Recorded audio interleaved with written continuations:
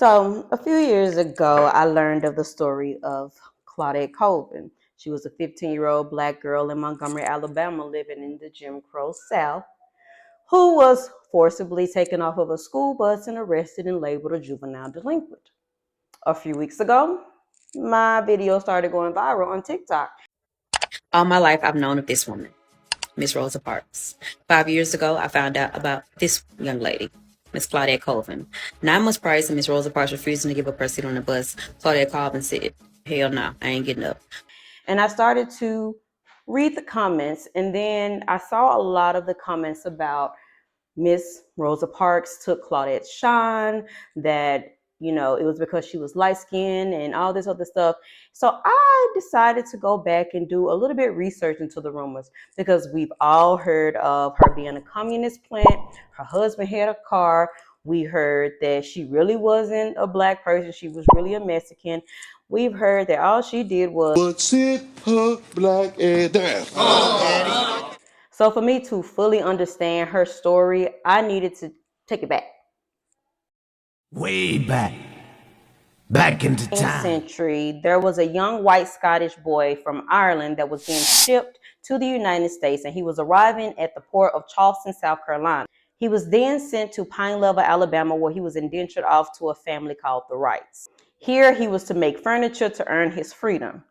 While he was on the plantation, he met an enslaved African woman named Mary Jane Nobles. Now, that really wasn't her name, but it was given. The difference between James is he was able to keep his name, whereas enslaved Africans weren't able to keep their names or their, traditions or their spirituality. Eventually, over time, Mary and James got married and had 8 children. These are Rosa Parks' great-grandparents.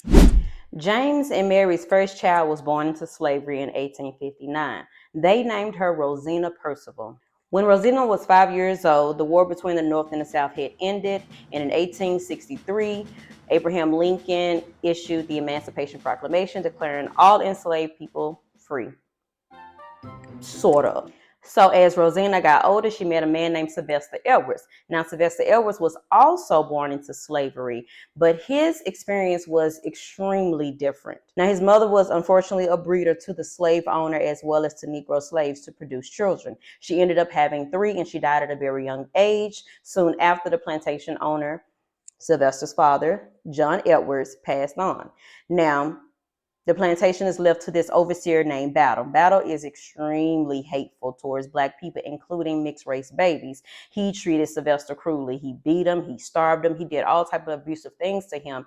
And as Sylvester got older, he grew a strong hate to white people. And later on, he would instill that in his children and in his grandchildren. Sylvester and Rosina are Rosa Parks' grandparents. In 1888, Rosina and Sylvester had their first daughter. They named her Leona. Leona was engulfed in education from the time she was born by her mother, because it was very important for their children to be educated, especially coming from an enslavement, and now we're dealing with Jim Crow, and education was what they felt would take them far. And she believed that the racist ideologies of the world was something that she didn't have to submit to. When she was 24 years old, she married a carpenter named James McCauley. Now, me and James got beef, and I'm going to tell you why. After they got married, they ended up moving to Tuskegee, Alabama, and in 1913, they had their first child, Rosa Louise McCauley. We know her as Mrs. Rosa Parks. And it was really so cute because Rosa was named after her grandmama Rosina. Ain't that cute? So after they got married, they ended up moving to Tuskegee, Alabama. Now, Tuskegee was the place to be, especially for educators in carpentry and to learning all type of industrial skills. Now, during this time, her mother had to quit her job as a teacher, and her father was rarely at home because he was out doing his carpentry work. On top of that, she said she wasn't prepared to even be a mother. She was alone, she was without a job, and she really was depressed. 2 years later, things got a little icky, and James decided, hey, I don't really want to be in Tuskegee anymore. Let's just pack this up and go move back with my parents.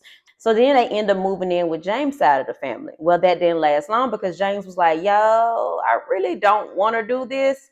I want to go on and see what life can offer me, and I'm going to dip out on y'all. So James took his long finger wave head ass and decided to dip out on his family, leaving his wife, Leona Edwards, pregnant fully with their son, Sylvester, and then a 2.5-year-old Rosa behind. Trick ass. Leona was like, I can't do this.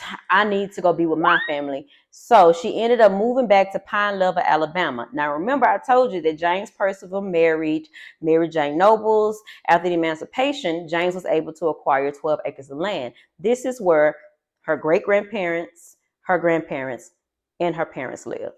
Growing up in Pine Level, Alabama was not one of those beautiful childhood memories because, unfortunately, Rosa was growing up in the thick of it. And on top of all of that, she actually documented her entire life. She wrote about how the Ku Klux Klan was terrorizing Black families, how they was burning down their churches, how they were burning down their homes, how they were flogging people, how they were lynching and killing and just being their most hateful and barbaric selves towards Black people. She wrote about how she stayed up late with her grandfather and how he had the windows and the doors boarded up and he had his gun right on the fireplace. And she said how she so wanted her grandfather to shoot that gun. Rosa Parks was 6 years old at this time. She found out the reason why they were terrorizing Black people is because Black soldiers were returning home from the war and acting as if they were deserving of equal rights. Help is some of my bitch. This was known as Red Summer 1919. As Rosa continued to grow, her mother knew that she could no longer stay in Pine Level, Alabama. She needed to go somewhere else where she can be fully educated because during that time in the South, education for Black kids stopped at 6th grade, if it even went to 6th grade.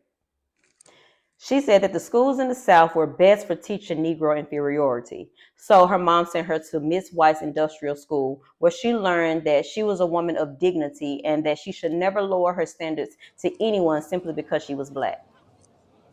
In 1931, during the Great Depression, Rosa Parks was 18 years old and she was working as a domestic in her neighbor's home. Now, while working, the neighbor decided he was going to come on over drunken, roll up on Rosa and try to assault her. Her grandfather told her about how they treated her grandmother, and she knew she would never yield to that white man's bestiality. So she told him no. She said that he would have to kill her. And if he so chooses to, he can rape a dead body. But to give her consent, she refused to let anyone take advantage of her. That same year, she met an activist named Raymond Parks. Now, Raymond was heavy in the NAACP, and she said that he was the first real activist that she had met. Although he was bright, like damn near white, she really didn't see him as someone that she could talk to, but she loved the fact that he was ambitious and he had a passion for helping his people. He was the first man I had met since the death of my grandfather that was not ready to accept what we call bowing and scraping and yesing. He was about change. And she liked that.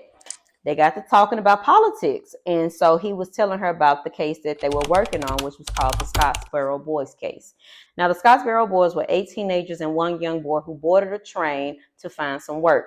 On the train, some white men got into it with them. The white men ended up getting kicked off, but word got around that there were some Black boys on the train who basically beat up the white men. At the next stop, there was a mob of white people. On the train also were 2 crusty-ass prostitutes who decided to avoid getting arrested because they were really some fugitives. They said that, hey, all of them actually raped us. So you know what ended up happening? They arrested those young men and sentenced them to death. No evidence, no witnesses, just 2 white women saying that they were raped. Word got around, their case spread like wildfire, and everyone from the NAACP to the Communist Party made sure that people knew what was going on, and they needed to give representation for those young men. Rosa Parks said she witnessed how the police terrorized the protesters. They beat on them, they kicked them, they shot them, and they killed 2 of Raymond's friends. Fighting for justice literally left a lot of them dead. The Scottsboro Boys case lasted for years, and eventually some of them were paroled, but honestly, they were never the same again. In 1932, after their second encounter, Raymond asked Rosa for her hand in marriage, so they ended up getting married. She said that she liked that he was willing to improve his life and the life of his people. They got married at her mother's home in Pine Level, Alabama. Now, like I said, Raymond was an active member of the NAACP, and there was growing concern about getting Black people registered to vote.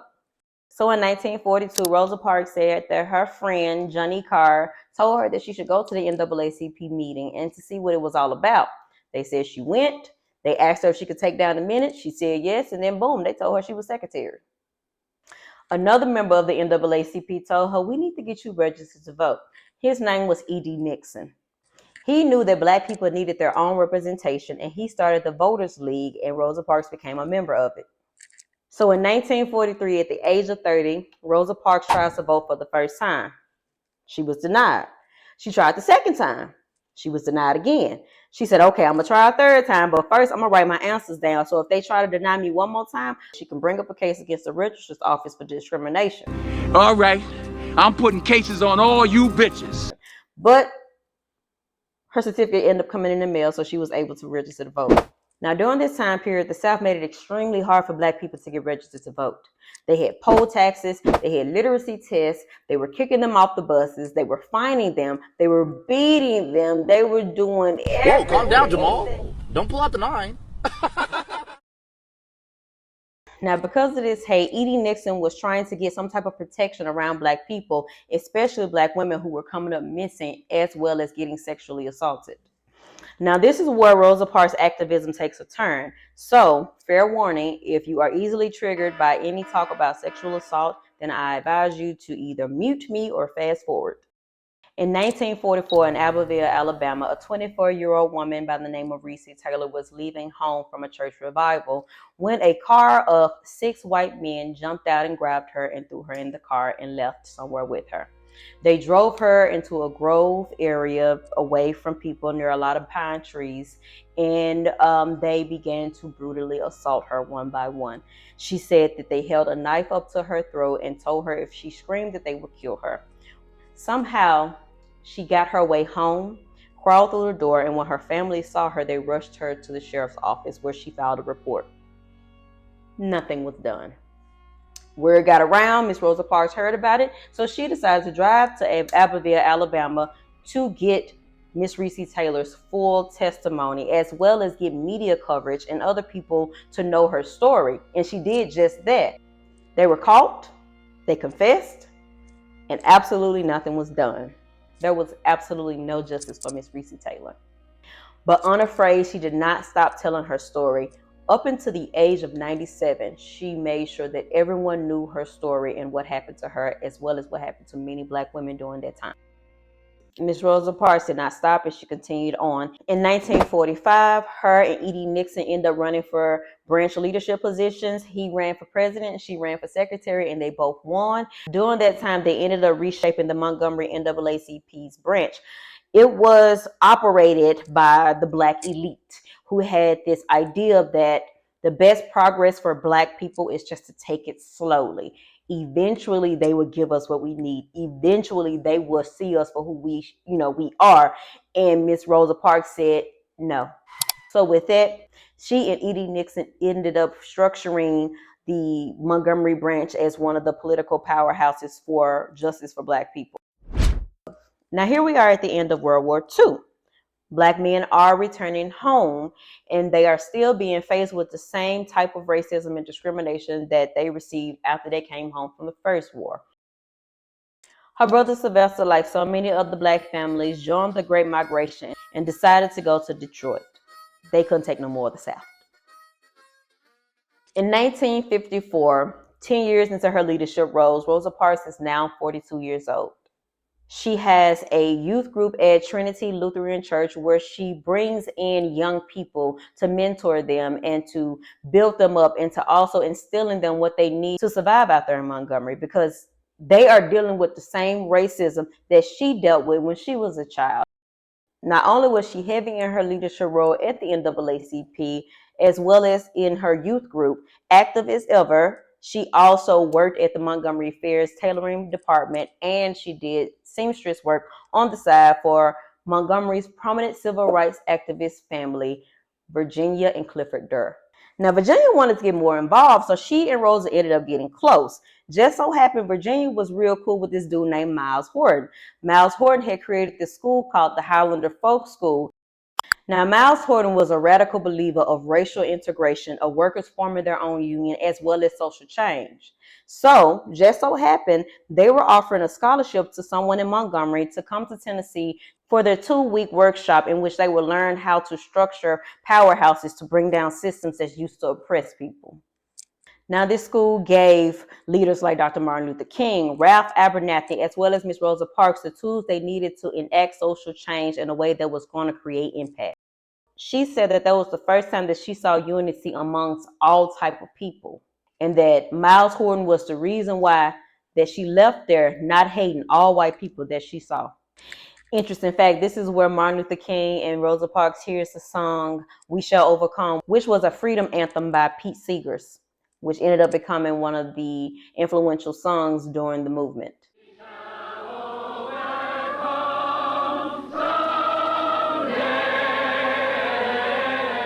She ended up taking what she learned from the workshop and created one of the biggest movements in our history. In her words, the Montgomery NAACP was thinking about filing a suit against the city over bus segregation, but they had to have the right plaintiff and a strong case. The best plaintiff would be a woman because a woman would get more sympathy than the man. And the woman would have to be above reproach and have done nothing wrong but refuse to give up her seat. On March 2nd, 1955, a young Claudette Colvin boarded a bus home from school with her friends. When a white woman got on the bus, they told Claudette and her friends they needed to get up. Claudette refused. They then yelled, "You need to get up." Her friend yelled, "She ain't got to do nothing but stay black and die." This was actually their accounts. Now, she said because she refused, she really felt that Sojourner Truth was holding her down on one shoulder, and she felt that Harriet Tubman was holding her down on the other. After that, police officers came, arrested her, put her in the back of the police car. This is where she said it got really scary for her because they started making comments about her body and she was afraid that they were going to assault her. She said that she continued to say the Lord's Prayer and Edgar Allan Poe's poetry in her head over and over until they got to the station. After hearing of her arrest, Rosa Parks and other activists got together to raise awareness for what was happening. Now, Ms. Parks thought that this was the case. This is what we need. This is our youth. Her and Virginia Durr ended up raising money, and a lot of people sent in donations and letters, and she took that to the NAACP leaders and gave them what they needed to pursue a case. Ultimately, they felt that Claudette was not a great representation for their case. She was too dark-skinned, she was rebellious, and white people didn't sympathize with dark-skinned people. And unfortunately, colorism existed in the NAACP as well as in the black communities as well as in with the white communities. Claudette Colvin said that Ms. Rosa Parks was the only adult leader who checked in on her that summer after she was arrested. 5 months later, the death of a 14-year-old African-American young boy from Chicago visiting family in Money, Mississippi was brutally attacked and killed. His name was Emmett Till. This shook the nation. His death sparked something in everybody. No one could deny the barbaric racism and hateful acts that white people were causing black people. J.W. Milam and Roy Bryant kidnapped the 14-year-old, drove him to an abandoned building, brutally beat him. Next day, they drove and got a windmill, took him to the Tallahatchie River, and shot him, wrapped barbed wire around his neck, and threw his body into the river. I saw that his tongue was choked out. The right eye was lying on midway his cheek.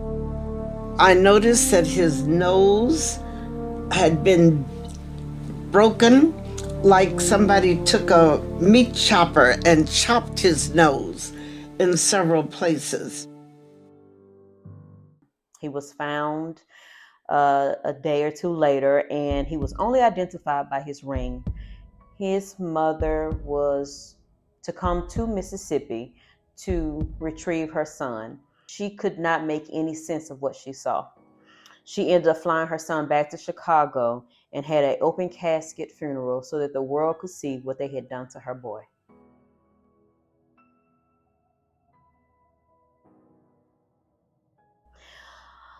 J.W. Milam and Roy Bryant both walked away free. On December 1st, 1955, at the age of 42, Ms. Rosa Parks was getting off work and she decided to board the bus. On the third stop, the bus picked up a white passenger. Now, it was said that Ms. Rosa Parks was sitting in the front of the bus. She was not. The front of the bus was for white people. The back of the bus was for colors. But there was a middle section that anyone could really sit in at the approval of the driver. According to Alabama's law, if one white person gets on the bus, then 3 or 4 black people have to all get up so that they can get a seat. This is the interaction that happened between Ms. Rosa Parks and the driver. The bus driver told them, "Y'all better make it light on yourselves and let me have those seats." Rosa said, "I don't see how standing up was going to make it light for me. I thought back to the time when I used to sit up all night and my grandfather would have his gun right next by the fireplace." She said that when the police officers came, they asked her, "Why don't you stand up?" She said, "I don't think I have to stand up. Why do you push us around?" The officer said, "I do not know, but the law is the law and you're under arrest." Like, make that make sense. And make the sense make that. Because it don't make none. Ms. Rosa Parks was then arrested, taken down to the Montgomery County Jail where she was fingerprinted and booked. Now, word was starting to get around that Ms. Rosa Parks had been arrested. So the president of the Women's Political Council, JoAnn Gibson, called around to all the officers of the NAACP to let them know what had happened. Now, for the past 3 years, they had already been planning this boycott. They just needed the right time and the right person. So with the plans already in place and she got the green light that night, she stayed up and printed 35,000 copies where she would distribute them to the black people in the community. But she would do it through the children. Now, on December 2nd, 1955, the children were going to school. Now, the teachers' main weapon were the kids. They gave each student a copy of the note and told them to make sure that they go straight home and give that note to their parents and don't allow anybody else to see it. That note was details on how they was going to start the boycott. That same night, they held a mass meeting at Hope Baptist Church. Now, when I tell you thousands of black people showed up, thousands of black people showed up. That's how tired and how fed up everyone was. They needed a solution. So they took a vote. The vote was, should they continue the boycott and see how long they can ride this out? Or were they going to, fall back and just let things be? The vote was unanimous. They wanted to keep the boycott going. Dr. King became the spokesperson. Ms. Rosa Parks started that movement. Now it was up to the people to keep it going. They set up a carpool system with over 40 pickup stations around the city. Everybody was going to pick up somebody and take them to work. Nobody was to get on these buses, okay? Rosa Parks served as a dispatcher, making sure that everybody was doing things in order. And she had to let everyone know that you have to have patience and this is going to take time, but we're working for a greater cause here. I mean, they were literally setting up their own cab systems. This was Black Uber before Uber. It was said that on Thursday she was arrested and on Monday the buses were empty. Of course, news spread. People sent in donations. They sent in station wagons. White people were so surprised that many people cared for Black Americans. They had to make it hard. So what did the police officers do? Well, they slashed the tires. They threw urine on Black people walking to work. They harassed them. They fined them. They arrested them for any minor inconvenience. They just had to be in Black people's business no matter what Black people were doing. White people's response was always violence. They bombed Dr. King's house. They bombed E.D. Nixon's house. They harassed all the protesters. Like, they just could not leave people alone. But despite the violence, the boycott continued. So attorney Fred Gray decided he was going to file a proactive case into federal court to start another legal front to challenge bus segregation. This was known as Browder v. Gayle. Susie McDonald, Mary Louisa Smith, Aurelia Browder, and Claudette Colvin. This case goes all the way to the Supreme Court, and finally, they get a victory. On December 20th, 1956, after 381 days of carpooling, walking, bicycling, and all type of weathers and dealing with all type of harassments, they finally got a victory. Out of the 50,000 African-American residents living in Montgomery, Alabama, 30 to 40,000 of them participated in this boycott, making it the most successful movement in history. The movement literally brought so much publicity to them. But Mrs. Parks lived in Montgomery. A lot of people didn't want her there anymore. She received death threats. She lost her job. Her husband lost his job. It was so much that was going on that ultimately a month later, she ended up leaving Montgomery, and her mom and her husband ended up moving to Detroit to be with her brother. Now, this is where she calls Detroit the Northern Promised Land that wasn't. Detroit literally was no different than the South. Now, for those of you who don't know, the North literally was the creator of the Jim Crow laws. The South, in their most evil, sadistic ways, perfected it. It was more out loud. In the North, it was more like, y'all can't live here. They created an ordinance so that black families would not live near white families, which means that most of the money went into the white neighborhoods. All those developments that they did, that was for the white neighborhoods. The black neighborhoods were so poorly worn out because black people were only designated to live in a particular area. Times was really hard, and their annual income was like $661. It literally had gotten so bad for them financially that in 1960, Jet magazine did an article on her. It was called The Troubles of Bus Boycott's Forgotten Woman. Like, called her a tattered old version of herself. Oh my goodness. Like, come on now, y'all. Really? All these appearances, y'all couldn't help her out financially? What ended up happening that so many people read that piece on her that they started to send her donations and ultimately helped her in her financial situation, where her husband was able to go back to work for a short period of time, and she was able to go back to work as well. In 1963, at the age of 50 years old, she was invited to the March on Washington. Now, this is what they continue to do our women dirty. So what they ended up doing was having a separate procession for the women to march, and then they had one for the men. Miss Rosa Parks was like, I ain't going for this. You need to include the women. We are the heart of this movement. So A. Philip Randolph, at the last minute, added a tribute to the women.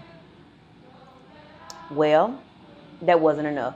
Miss Lena Horne personally took Miss Rosa Parks around to the European station so that they can recognize her and know who she was, so that she could get more publicity. In 1965, she helped Detroit lawyer John Conyers become the second black congressman from the auto capital. And the first thing he did after he won was hire Miss Rosa Parks to be a part of his staff. This was literally her first paid political job with health insurance. She was 52 years old. To Black America, she was considered the radical saint, the quiet storm, the voice for the voiceless. She was that woman. Now, at the age of 54 years old in 1967, Miss Rosa Parks had felt that the time was running out for a peaceful solution. She said it might even be too late to save our society from total destruction. I mean, it was more stuff happening year after year after year, and it was like it was not slowing down. On July 26, 1967, 3 white police officers murdered 3 young black innocent young men. Their names were Fred Temple, Aubrey Pollard, and Carl Cooper.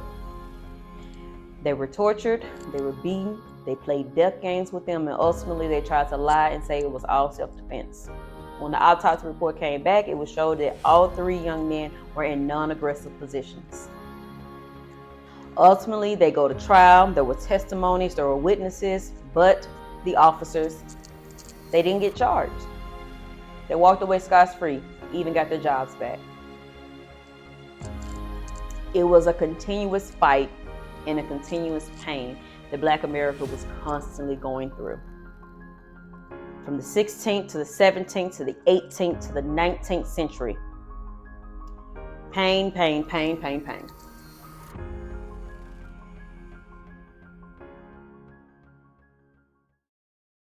That next year, in 1968, while at home with her mother listening to the radio, the broadcast was interrupted with an announcement. Radio News Bulletin. This bulletin just in. Dr. Martin Luther King was shot outside a Memphis hotel this afternoon. His condition was not immediately known. Once again, Dr. Martin Luther King was shot outside a Memphis hotel this afternoon. His condition was not immediately known. This broke our community. At his funeral, they played his eulogy, and Miss Rosa Parks stood up. And as she listened to him speak at his own funeral, she said that his voice was so soothing to her spirit, and that she felt like he was speaking directly to her.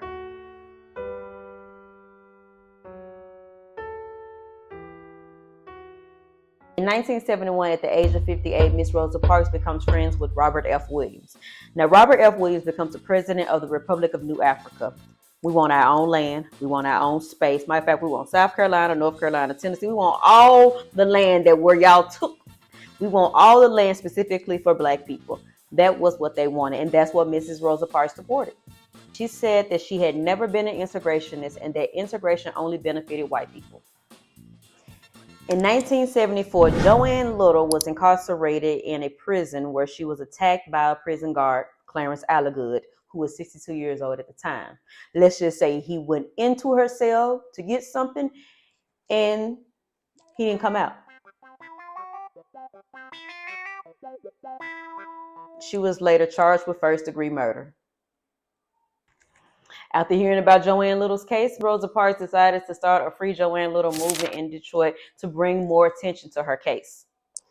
Just like Miss Recy Taylor in 1944, who didn't receive justice after being brutally assaulted by 6 white men, JoAnn Little got that payback. It took a long movement, but she was finally acquitted. Not guilty was the verdict. First time in history where a black woman killed a white man in self-defense and got off free. And when he said yes, they had a verdict, and when he said not guilty, I just threw my head back and just, tears just came down because I was so happy that, I would never have to go to bed, thinking, well, I wonder what they're going to do, and with a lot of things hanging over me. And I feel good that I have my freedom. Now, I did a little research to see what the scalp picker Clarence looked like. And so I found his medical examiner's report, the cause of his death. That's what your ass get. But what got me was that I found his tombstone. And years later, his wife got buried right next to him. That is the number one thing that they will do. They're going to stick beside him. Make you rest in shit. The case was so monumental, and it was a big, big win. All of that pain over the years, all the suffering, all the black women who were assaulted, all the times that they never received justice, that was just like victory. It took so long.